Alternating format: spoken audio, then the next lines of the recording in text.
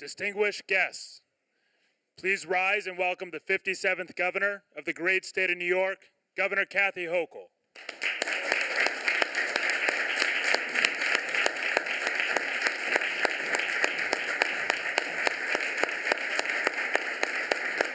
Good afternoon, everyone. Great to see all of you here. It's budget time. The leaders seem real excited about that. It's our annual ritual, but it's a chance for us to bond very closely together. But first, I want to thank my extraordinary senior team. You know them well, and if you don't, there are some new faces that I'm going to introduce you to. But the Secretary to the Governor, Karen Persichelli-Keough, what an incredible leader of our team, but also our state government. I so appreciate you. Our Budget Director, Blake Washington, this is your big day, so we'll be hearing from you very shortly, but thank you for all you do. Counsel Brian Mahana, who's been earning more than his keep, filing more lawsuits than I think were possible in the last, let's see, my guess, 365 days from today. So thank you, Brian, for leading a great team, but also two new members. Our Director of State Operations, Jackie Bray. We used to call her Commissioner Bray. We know her from her time as the Commissioner of Division of Homeland Security, and my new Policy Director, Emma Vadera, who is doing an amazing job jumping in and coming up with countless ingenious, very thoughtful policy proposals. I want to thank them. Let's give another round of applause to this team. And our leaders in state government, Leader of the Senate, Andre Stewart-Cousins. We're going to be in this room a lot. I so appreciate the relationship we've developed over the last 5 years, and admire your great leadership and trailblazing woman in your own right, so thank you. And Carl Heastie, the Speaker of the Assembly, again, someone who just understands the levers of power in a way that I benefit from, and I thank him for his leadership of his sometimes diverse opinions in that assembly, so thank you. Also, we have other leaders that I'm recognizing. I want to thank, I don't see them on my list here, but let's see, I don't want to miss anybody. This is really important to me. I'm not forgetting our controller, that's for sure, Tom DiNapoli. Thank you, thank you. Also, other leaders in the legislature, I want to give a shout out to our Senate Deputy Majority Leader, Mike Gianaris. Senate Finance Chair, Liz Krueger. Assembly Ways and Means Chair, Gary Pretlow. Senate Minority Leader, Robert Ort. Senate Minority Leader, Assembly, didn't get you the permission there, Will, or the promotion, Assembly Minority Leader, Will Barkley. Senate Finance Ranker, Senator O'Mara, and Assembly Ways and Means Ranker, Assemblyman Rao. As I mentioned, we'll be spending many, many hours in this room over the next few months. And for what purpose? The common effort of fighting for New Yorkers. And I've already acknowledged a number of our guests that are coming before me now, but if there's anybody I've missed, I want to thank you for everything you do for us as well. As you heard, last week we laid out a very ambitious agenda for 2026. Our vision was for a stronger, safer, more affordable New York. And today, I'm here to show you exactly how we'll do that responsibly in our fiscal year 2027 executive budget. A budget is much more than figures on a page. It's a statement of priorities, a test of discipline. And this year, with so much uncertainty coming out of Washington, it also must be a plan that can hold up to pressure. Over the last 4 years, we've proven something important, that you can make historic investments without raising income taxes, without mortgaging the next generation, without losing sight of what people can afford. Taxpayer money is earned with New Yorkers' sweat, long days, late nights, early mornings. So I feel particularly obligated to be a responsible steward while also investing in how we build a better future.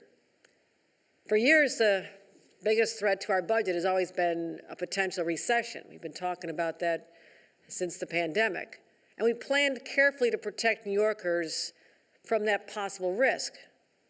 But I will say this, the newest, most unpredictable challenge is something very different. Direct attacks on states by the Trump administration. Now, the federal government's relationship with states has never been simple, but for decades it was always this basic trust. When states stepped up to deliver federal programs, the federal government was a reliable partner, making sure the funds were there. In just 1 year, the Trump administration has shattered that trust, and we're bearing the brunt of it. Time and time again also, and I'm disappointed in members of Congress, congressional Republicans who are in power right now, including 7 from our state, who are not right now at this moment standing up to fight for those who elected them. They have the power to stop the bleeding, but they're not fighting for their constituents. And all across this country, red states, blue states, real Americans are feeling the consequences of working families, no matter who they voted for. And that's why this budget reflects two realities at the same time. We do have real momentum here in New York. You can feel it. It's real. But we have volatility on the road ahead because of this uncertainty out of Washington. And that's why we have to be so vigilant.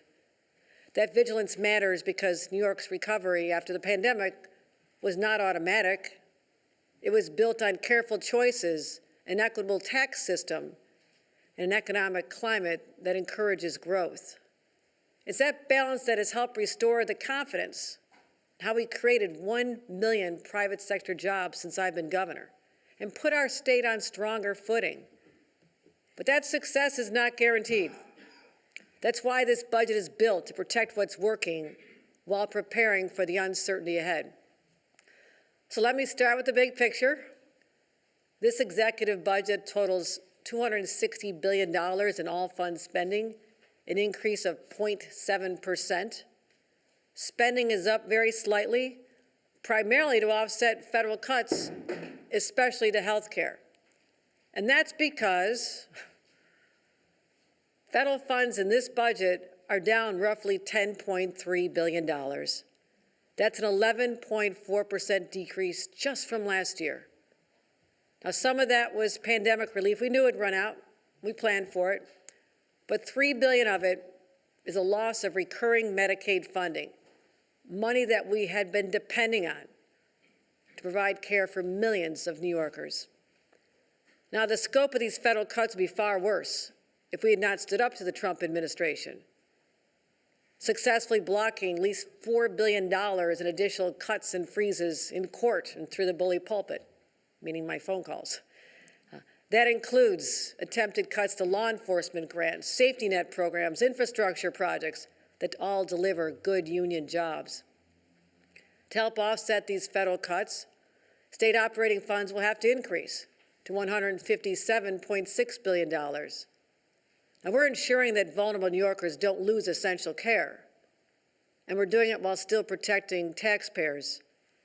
Once again, there are no income taxes on New Yorkers, and this budget maintains reserves at $14.6 billion. Let me take a moment to put that number in context. When I came into office in 2021, we had about $2.5 billion in reserves.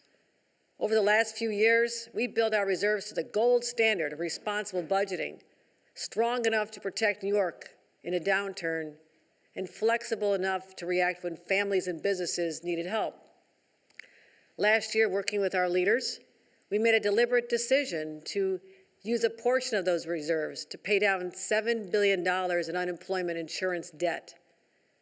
In so doing, we lifted a major burden off of every small business while increasing benefits for workers who happen to be laid off from their jobs.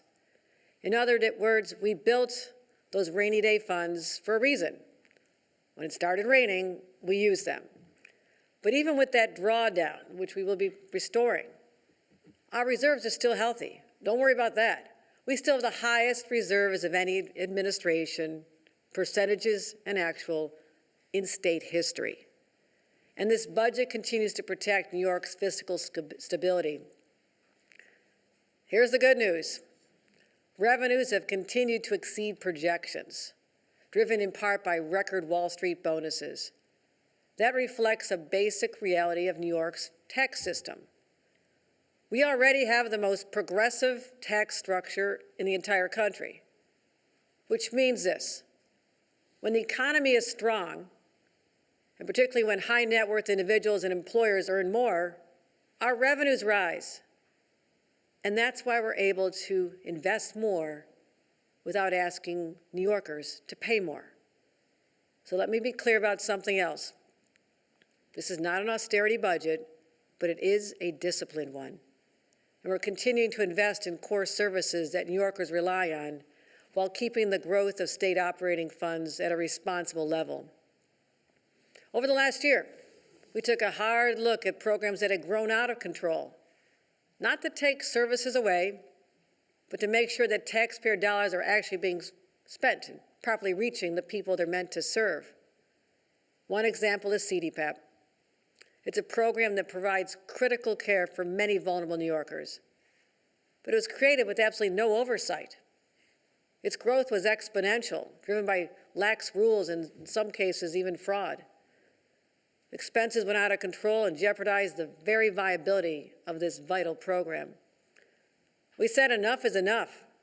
We cut out the abuse and brought the program back in line. And our reforms are working. The people who need it are getting it. We put the program on the path to long-term fiscal stability, and by controlling our overhead costs, we have found nearly $1.2 billion in savings, twice what we expected on an annual basis. Now, what do we do with those savings? We use them to stabilize Medicaid at the moment when the federal government was pulling billions in support.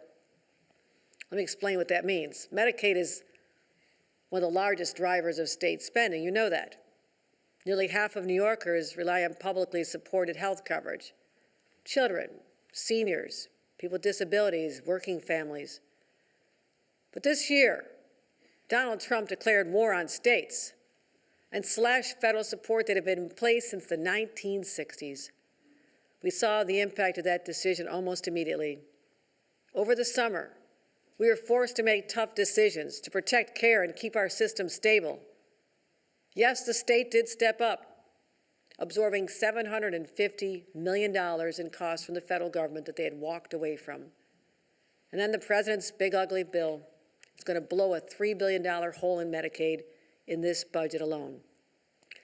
Clearly, we could not have planned for this. Certainly not when Donald Trump took an oath of office exactly 1 year ago today. But here's how we'll deal with it. We'll continue to find ways to improve efficiency across our healthcare system because bending the cost curve matters the most.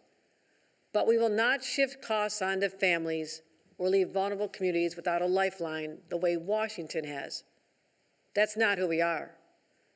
This budget takes a balanced approach, protecting services, supporting providers, and managing growth responsibly. As federal policy shifts, we'll continue to protect New Yorkers while being honest about what the state can and cannot absorb. Even as we manage these challenges, we're still investing in working families to help them get ahead. And that starts with putting more money back in their pockets. This year, New Yorkers are paying the lowest middle-class tax rate in nearly 70 years, starting this year. And we're ending state income taxes on tips so service workers can keep more of what they earn. If you're working long shifts, nights, weekends, those tips could actually help you pay those bills and should not be taxed away. We're extending relief to our farmers. This budget includes $30 million we didn't anticipate would be needed for targeted relief from New York farmers who are impacted by the Trump tariffs, especially dairy farmers and specialty crops. This will provide about $3,000 on average to help offset the costs that are rising just this year because of those tariffs to help them get ahead. Now let's shift to one of the biggest pressure that we know is on families. Child care.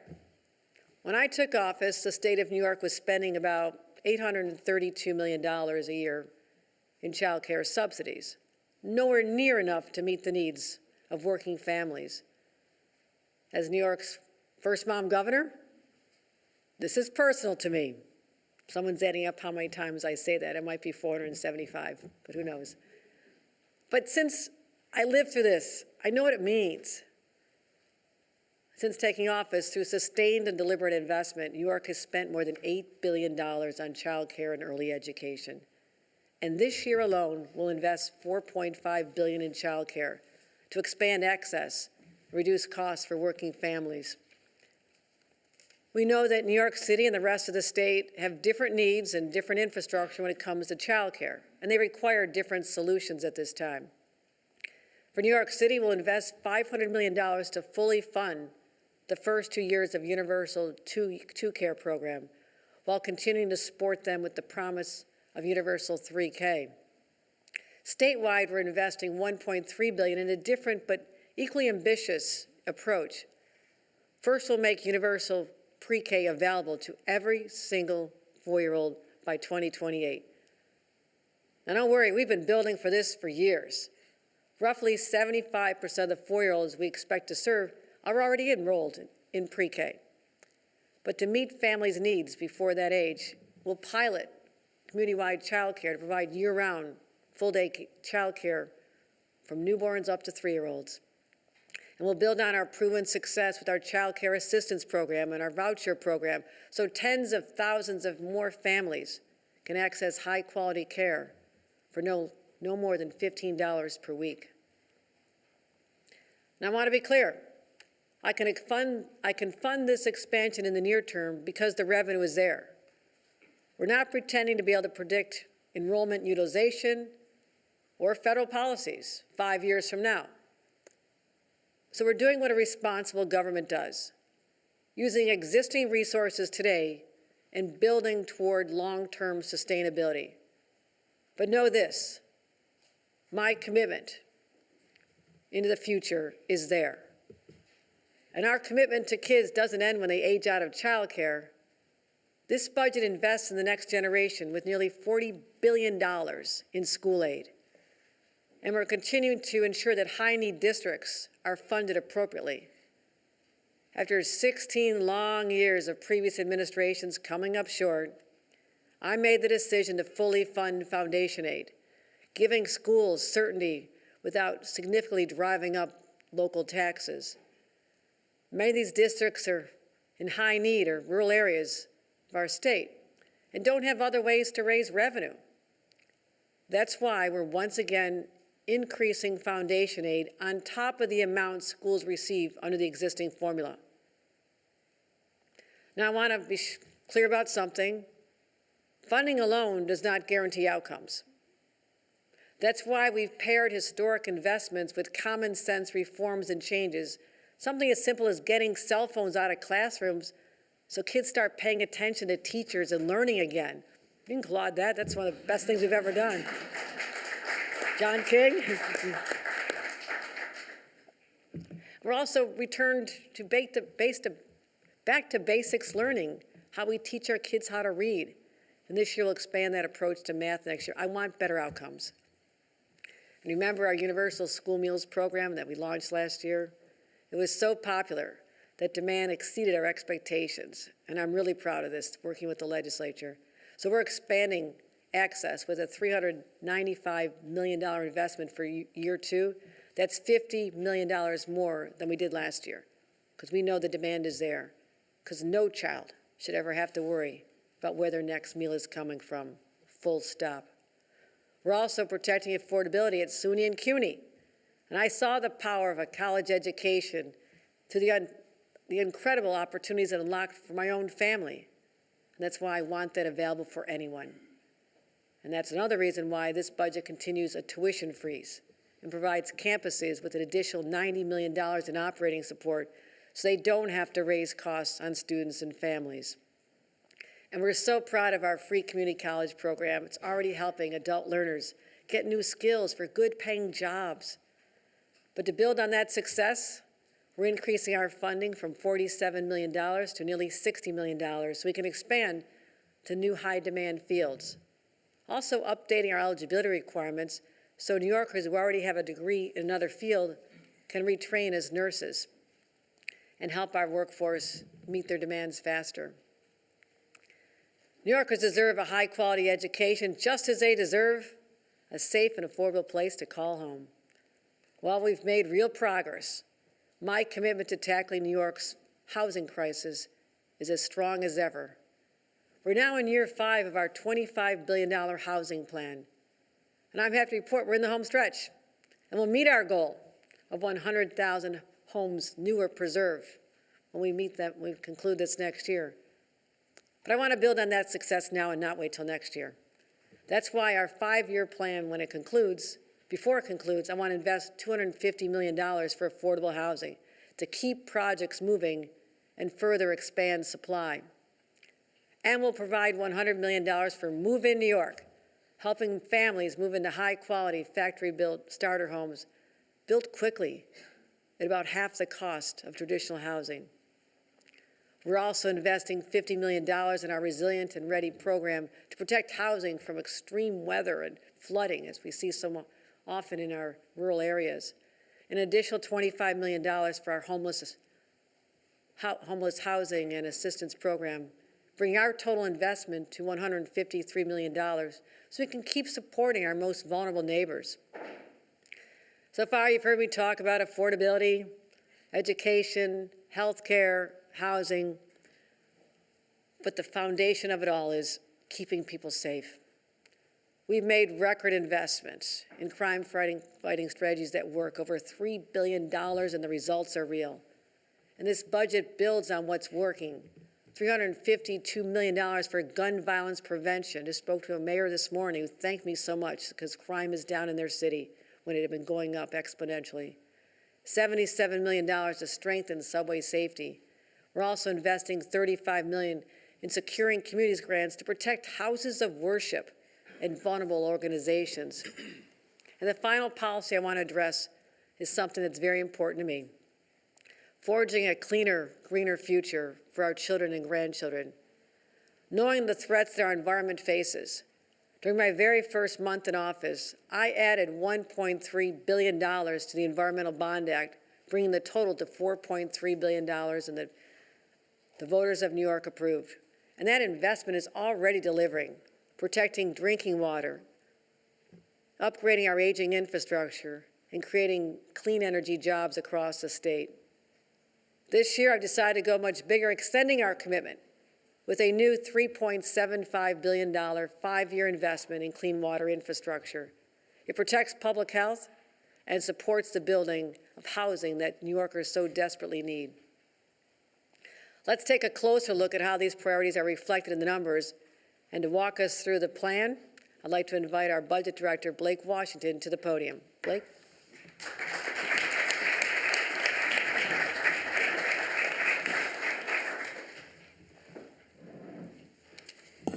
Well, thank you, Governor, for giving this wonderful privilege to serve the people of the state of New York, to work alongside these wonderful professionals down in the Division of Budget. We have 300 wonderful, dedicated people that give their life to this, working alongside the senior staff, the most brilliant team you have in the state government, but also to our leaders in the legislature and to the controller himself. We work with your teams throughout the year, and this doesn't happen without a level of collaboration and honest discussions and frankness. You have wonderful and brilliant staff as well, so it's a real privilege to be part of it. So thank you. So we'll get down to business with the executive budget overview. As the governor mentioned, all fund spending total in the budget stands at $260 billion, a 0.7% increase. All funds spending in the budget includes state operating funds, federal funds, and capital funding. And also previously mentioned by the governor, state operating funds are up 5.7% to a total of $157.6 billion year over year. The governor's put forward an executive budget that prioritizes making New York State safer and more affordable for individuals and families, and does so without relying on taxes increases, gimmicks, and instead relies on existing revenue streams that are strong to fund new initiatives. As the governor first talked about in the State of State last year, This budget builds off the governor's record of investments in childcare, and brings us one step closer to achieving universality in every corner of the state. And along those lines, the governor continues to be a strong champion for public and non-public schools, providing the highest amount of funding for both in New York State's history, respectively.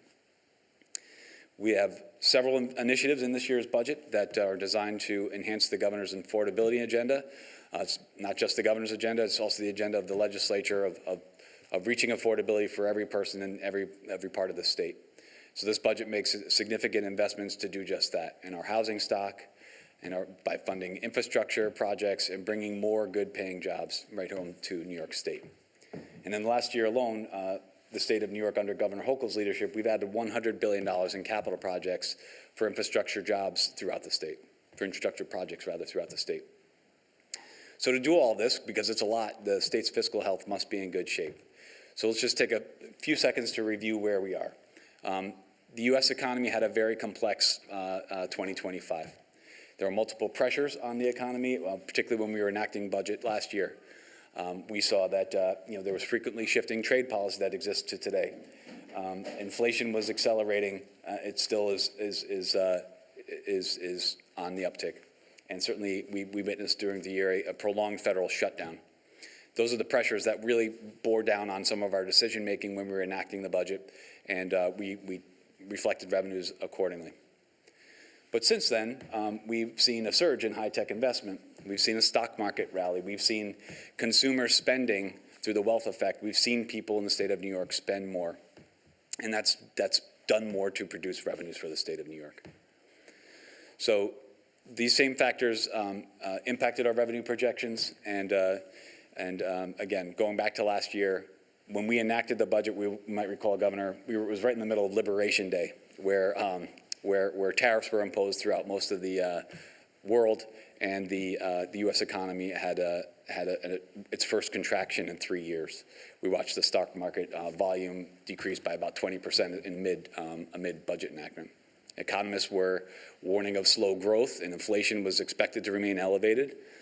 The markets reacted based on whatever was shared on social media by the White House, so things were really heady at the time. And to add on top of that, we had a major reconciliation bill that was being negotiated by Congress, and some of those actions would have impacted and continue to impact state tax receipts.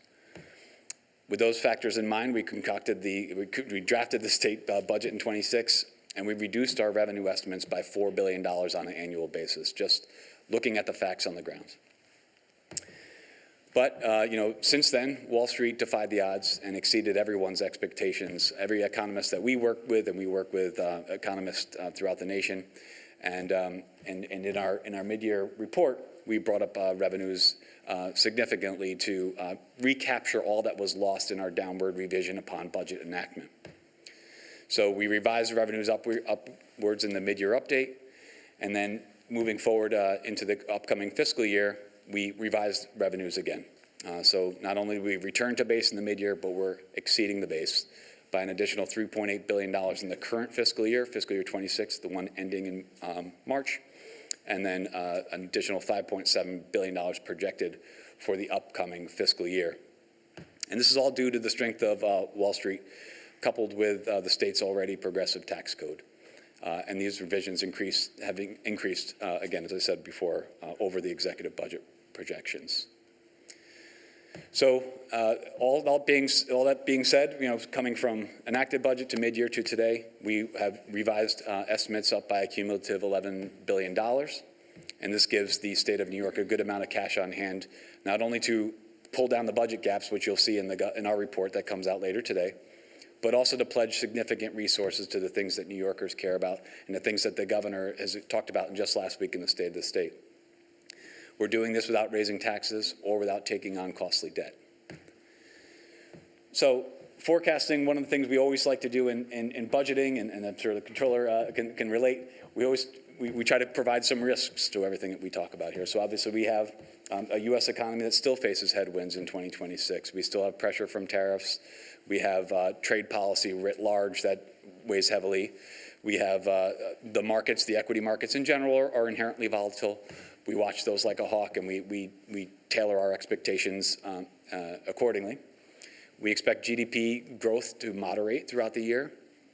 The labor market in the state of New York, much across the nation, is in a no hire, no fire phase, where there's sort of an armistice between employers and employees, which is a good thing, but that people are not losing employment, but we always like to see upward pressure on employment. Unemployment will continue to be elevated in the state of New York, projected to peak in the late spring, but the unemployment is certainly has been modified considerably post-pandemic. Inflation should continue to rise above the federal target, which we know is 2%.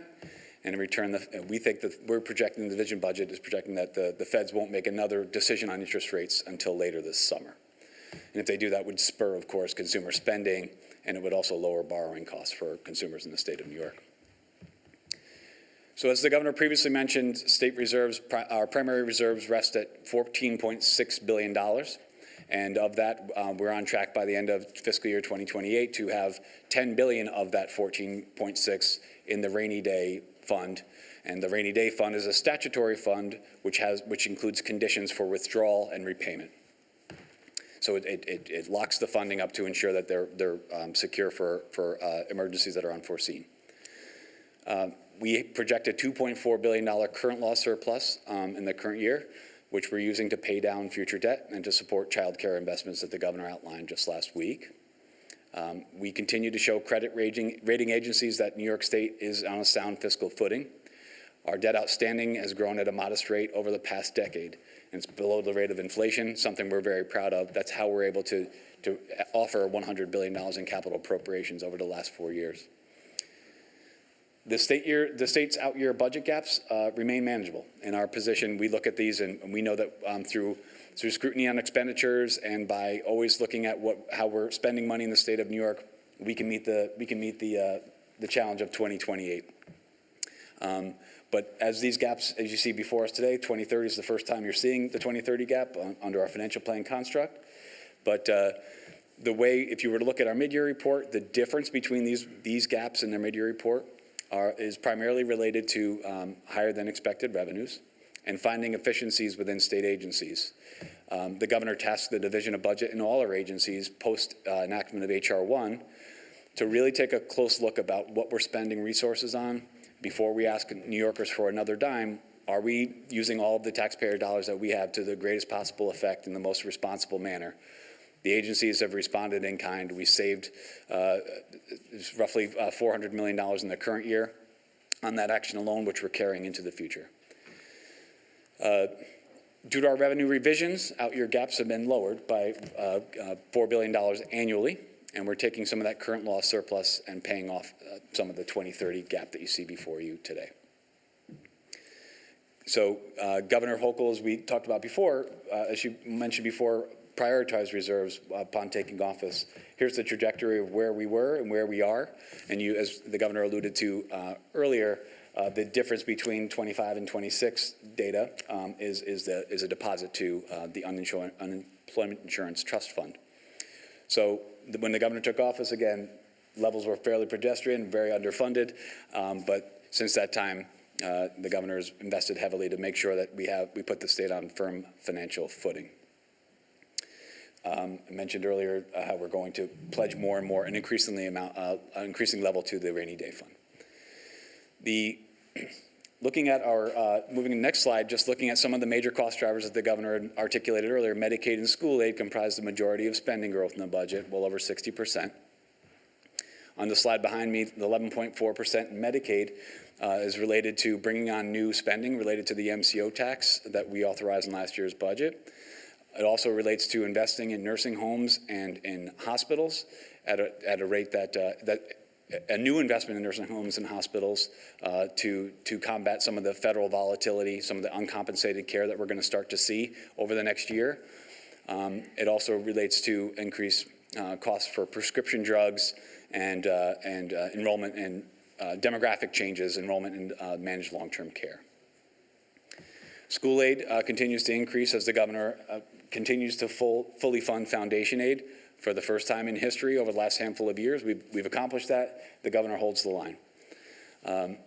The three primary drivers in state operations spending, which going up 5.7%, relates to our investments in childcare, school aid, and Medicaid. That doesn't mean state operations of operating agencies. That means of overall spending, non-federal spending. We're up 5.7%. As the governor mentioned earlier, the federal receipts will decrease by approximately 11.4%.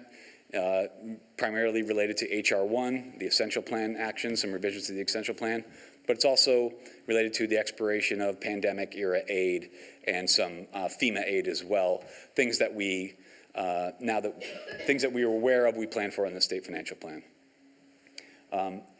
On this item on spending growth, one thing on Medicaid that you see is, as the governor articulated earlier, is we're able to shore up some of these, we're able to provide this increase in Medicaid because we used savings from the CDPAP program to reinvest into the program for the people that need it most. So, the Medicaid program has a lot of need. We have a growing and aging population of seniors, and we'll continue to look for efficiencies in the program. So the executive budget also proposes several tax actions. It does not increase taxes, but it does have some actions we want you to be aware of. First, we decouple state business taxes from certain H.R. 1 provisions that relate to federal tax expensing that would preserve $1.6 billion in state revenue.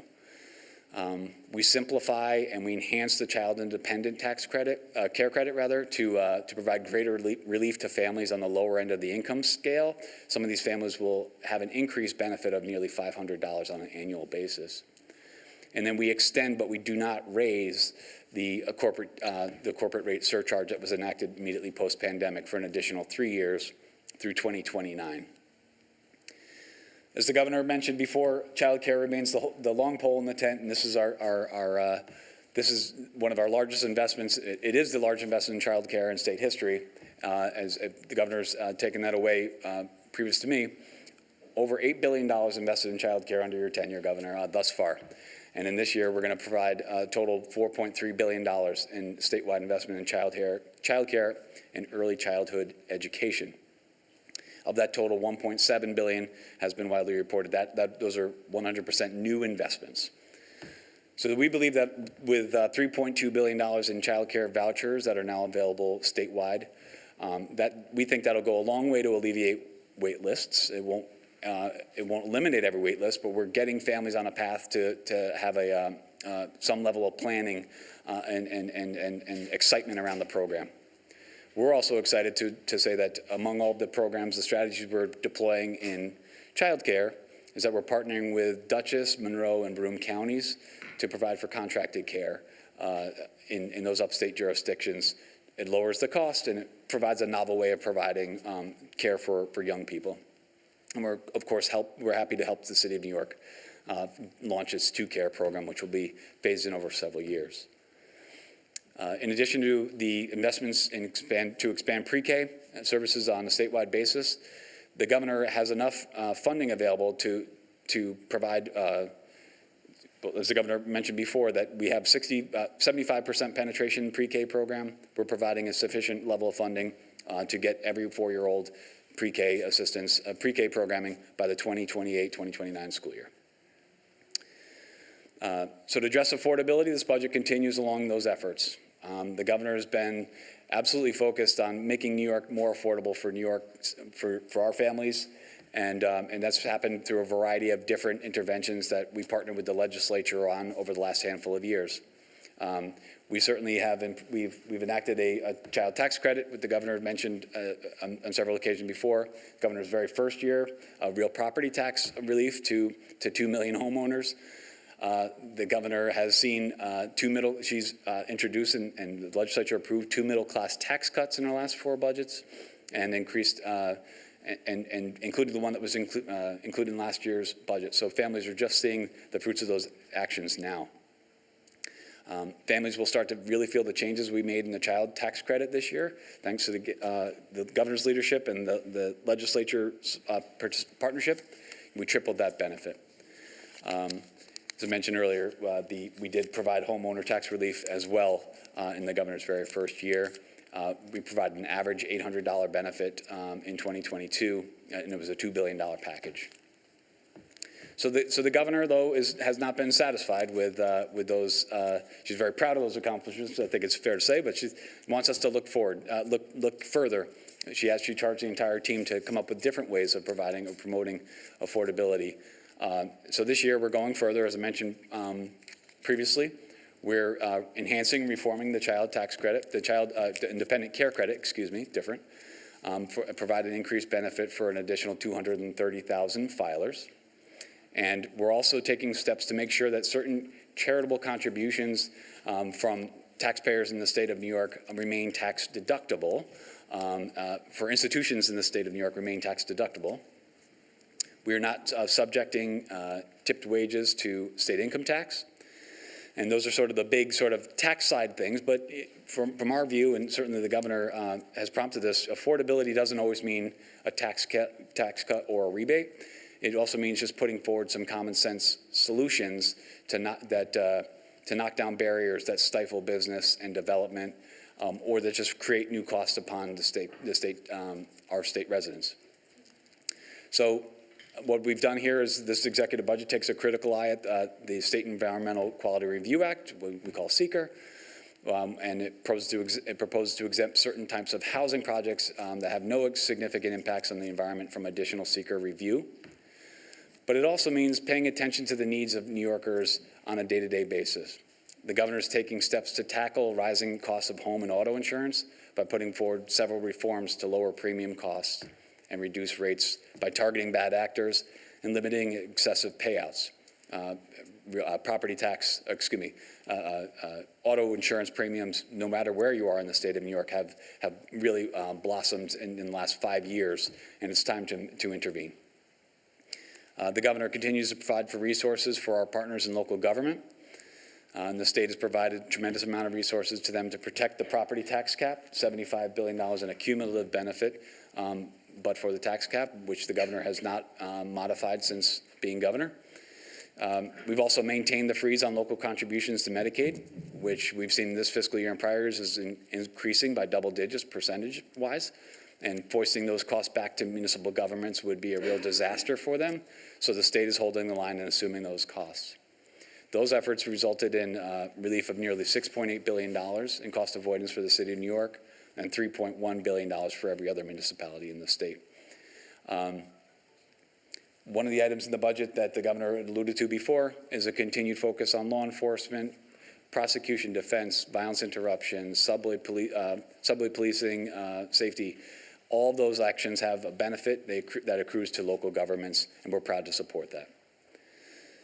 The governor also knows that the governments are not out of the woods just yet, so that's why for the third consecutive year, we're augmenting the AIM run by an additional $50 million in temporary municipal assistance, making sure that municipal governments throughout the state of New York have the confidence in knowing that infusion of cash is on its way. And we're making sure that all corners of the state of New York are taken care of with investments from the tip of Long Island to the Adirondacks to my home county of Sullivan and everywhere in between. Some of those investments you've seen before, and I think you will see they have, except I might have stalled out here, forgive me. So some of the investments you've seen before, leading the pack, $100 billion in Micron, $1 billion here in Albany for New York creates for the wafer fab, chip fab, and then all sorts of other investments, ending with Empire AI, all of which have a statewide impact, and we're excited to continue to support those items.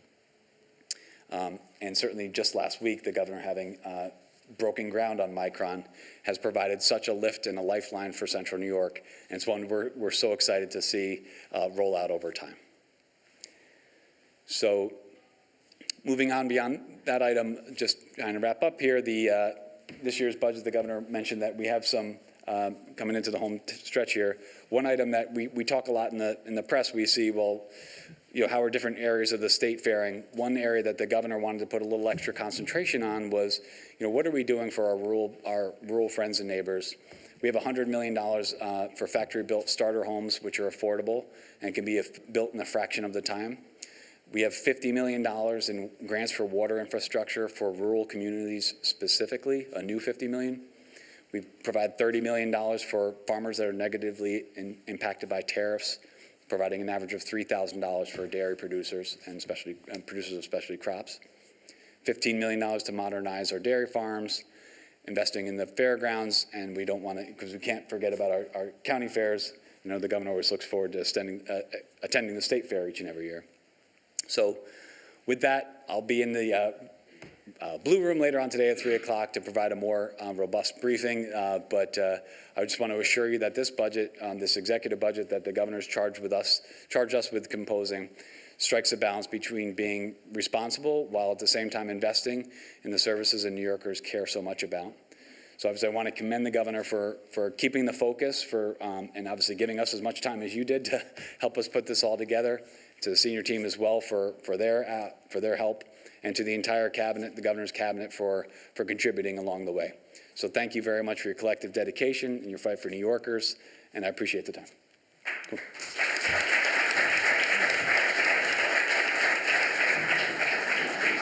Thank you very much, Blake. As we're concluding, I need to underscore something Blake just talked about. New York State is receiving over $17 billion in revenue over the next 2 years that exceeds our earlier projections. That's extraordinary, extraordinary. That's $17 billion from high-income earners, from record Wall Street bonuses, and from an economy that's booming again. That's money we can use to protect New Yorkers from federal dysfunction and to fund our bold agenda in the year ahead. And allows us to keep reserves strong, which is important for our ratings, which affects the cost of borrowing to fund our transformational projects, whether it's MTA or our housing projects. It also allows us to keep our spending strong now, serve New Yorkers, but also allows us to fund our priorities into the future. And that's why for the last 5 years I've focused on a pro-growth agenda that keeps New York competitive.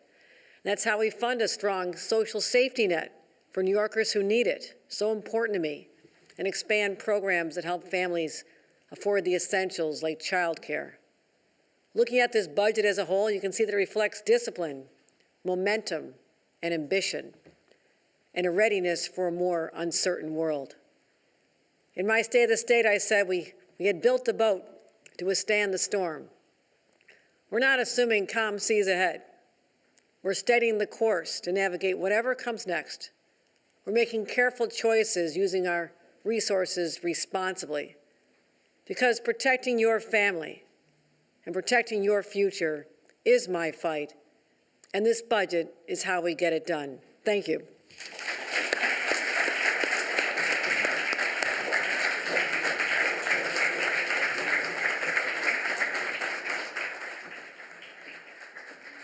Distinguished guests, that concludes our program today.